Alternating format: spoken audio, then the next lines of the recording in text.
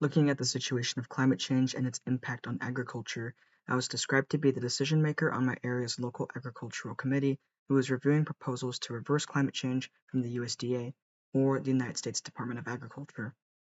An update to the US hardiness maps revealed that climate zones are shifting to the north. I was proposed two policies to fund and must choose one of them: waiting 5 years to assess negative impacts of climate change, or find ways to prepare for long-term variations in regional climate change patterns. An advantage of waiting is that no new funding would be required to initiate this option. A disadvantage of waiting is that if there are significant changes to the climate within the 5 years, the local area could face irreversible damages that would devastate its agricultural industry. An advantage of preparing is that it might provide additional data and options.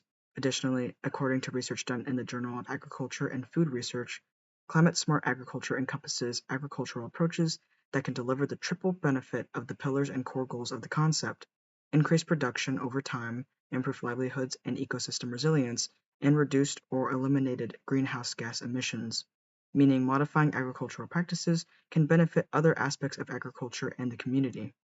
A disadvantage of preparing is that this plan would require a significant amount of funding that may go to waste if the industry is not heavily influenced by climate change.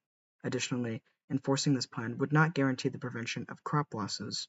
The same journal states that climate-smart agriculture confronts many obstacles, such as a lack of awareness of principles, a lack of funding, and uncertainty regarding how farmers and policymakers should balance its principles. I decided to follow through with preparing for long-term variations in regional climate change patterns.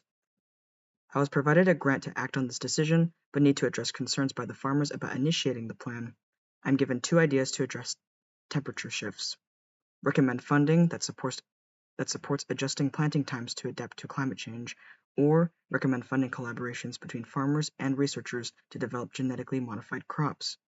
An advantage of recommending funding towards adjusting planting times is that because the number of crops itself is not being altered, it does not require additional funding to shift the planting times. A disadvantage of recommending funding towards adjusting planting times is that natural cycles of the surrounding environment may be altered as well, which would negatively interfere with the ecosystem's self-sustaining properties. The USDA claims that changing growth of perennials will lead to different growth times and may lead to pollinator disruption. An advantage of recommending funding collaborations to develop genetically modified crops is, according to a Science Direct forum on genetically modified crops, higher yields imply that less land is needed to produce the same amount of food. This means that not only are greenhouse gas emissions being reduced, but needing less land to produce equal amounts of the crops that are being demanded means less money has to be spent on crop maintenance. A disadvantage of recommending funding collaborations to develop genetically modified crops is that consequences may foster that negatively affect aspects of agriculture. An article from Montana State University states that genetically modified crop technology can result in a net increase in herbicide use and can foster the growth of herbicide-resistant weeds, meaning that more funding may be required to utilize new innovative strategies to control harmful vegetation. After evaluating these advantages and disadvantages, I chose to adjust planting times.